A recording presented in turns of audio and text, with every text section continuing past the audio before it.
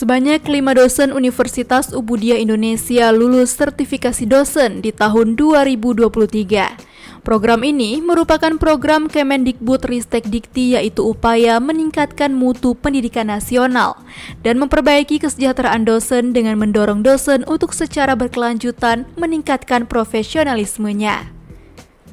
Sertifikat pendidik yang diberikan kepada dosen melalui proses sertifikasi dengan bukti formal pengakuan terhadap dosen sebagai tenaga profesional pada jenjang pendidikan tinggi.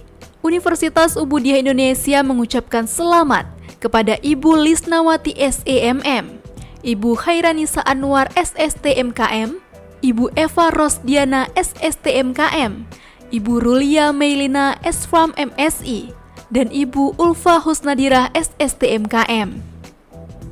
Dosen yang telah tersertifikasi telah dinyatakan layak sebagai pengajar dan berkewajiban untuk melaksanakan tridharma perguruan tinggi, yakni pendidikan, penelitian, dan pengabdian masyarakat.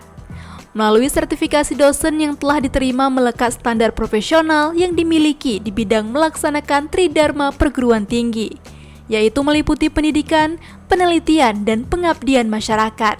Dosen-dosen yang telah lulus sertifikasi bisa membantu meningkatkan nilai akreditasi institusi dan prodi. Semakin tinggi akreditasinya, semakin menunjukkan kualitas pelayanan pendidikan yang diselenggarakan.